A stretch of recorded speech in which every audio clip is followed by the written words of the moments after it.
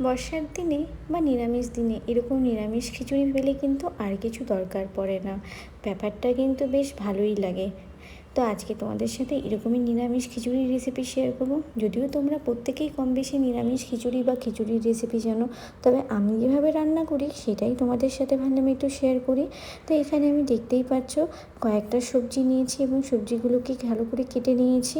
তোমরা এখানে আরও অনেক সবজি দিতে পারো। তো যত সবজি দেবে ততই কিন্তু খিচুড়ির স্বাদটা আরও দ্বিগুণ থেকে তিনগুণ বেড়ে যায়।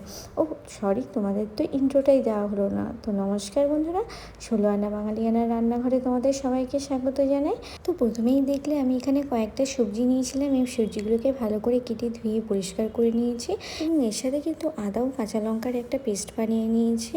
এখানে কিন্তু আমি প্রথমেই গ্যাসের ওভেনে খিচুড়িটি বানানোর জন্য পর্যাপ্ত পরিমাণে জল কিন্তু হাঁড়ির মধ্যে দিয়ে এটাকে গরম হতে দিয়ে দেবো এবং এখানে আমি সামান্য পরিমাণে লবণ এবং হলুদ দিয়ে জলটিকে ফুটতে দিয়ে দেবো এবং অপরদিকে আরেকটি কড়াইয়ের মধ্যে তেল দিয়ে কেটে রাখা সবজিগুলোকে ভালো করে ভেজে নেব।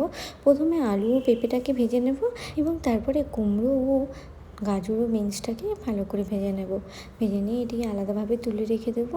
অবশ্যই এখানে আরেকটা জিনিস ভালো করে মাথায় রাখতে হবে, এখানে কিন্তু চাল ও ডালের পরিমাপটা কিন্তু খুবই প্রয়োজনীয়। খিচুড়ি বানাতে গেলে চাল ও ডালের পরিমাপটা কিন্তু সবারই জানা দরকার। তো এখানে আমি 100 গ্রাম চালের সাথে সম পরিমাণ 100 গ্রামই মুগ ডাল নিয়েছি। তোমরা যদি এখানে মুসুর ডাল দাও তাহলে 50 মুগ ডাল 50 মসুর ডাল এরকম মেজারমেন্ট করে দিতে পারো, তাহলে কিন্তু খিচুড়ির স্বাদটা ভীষণ ভালো হয়। খিচুড়ি বানানোর সময় চাল ও ডালের এই পরিমাপটা সঠিক থাকলেই দেখবে খিচুড়ির স্বাদটা কিন্তু খুব সুন্দর হয়। এরপরে কিন্তু আমি কড়াইয়ের মধ্যে ফোড়ন দিয়ে নেবো। তো এখানে আমি কিছুটা সাদা জিরে এবং দুটো তেজপাতা এবং দুটো শুকনো লঙ্কা ফোড়ন দিয়েছিলাম এবং তারপরে যে আদা ও কাঁচা লঙ্কাটি বেটে রেখেছিলাম সেটিকে দিয়ে ভালো করে নেড়ে চেড়ে এখানে ভেজে নেবো মশলাটিকে এবং মশলাটি ভাজা ভাজা হয়ে গেলে এখানে একটু হলুদ একটু জিরে গুঁড়ো দিয়ে ভালো করে মশলাটাকে আবারও কষিয়ে নেবো যতক্ষণ না মশলা থেকে তেল ছেড়ে দিচ্ছে। এবং এখানে সবশেষে একটু রেড চিলি পাউডার ব্যবহার করেছি। তোমরা যে যেমন ঝাল খেতে পছন্দ করবে ঠিক তেমনভাবে লঙ্কার ব্যবহারটা করবে। দিয়ে এখান থেকে যেই তেলটা ছেড়ে দেবে আমি দুটো টমেটো কেটে রেখেছিলাম, সেই টমেটো দুটো দিয়ে ভালো করে মশলাটাকে আবারও কষিয়ে নেব। কষিয়ে নিতে নিতে এদিকে আমার যে খিচুড়ির জলটি ছিল সেটাও কিন্তু ভালোভাবে ফুটে গেছে, সেটাও তোমাদেরকে দেখাবো একটু পরে। তবে তোমরা প্রত্যেকেই কিন্তু খিচুড়ির রেসিপি কম বেশি জানোই। তোমরা কীভাবে খিচুড়ি বানাও আমাকে কিন্তু কমেন্টে জানিও। আর এইরকম যদি তোমরা খিচুড়ি বানাও তাহলে ডেফিনেটলি আমাকে কমেন্ট করতে ভুলবে না। তো দেখতেই পাচ্ছি এখানেই মশলাটা কষা হয়ে গেছে। তারপরে যে চাল ডালটি ছিল সেটিকে দিয়ে ভালো করে নেড়ে চেড়ে একটু ভাজা ভাজা করে নেবো।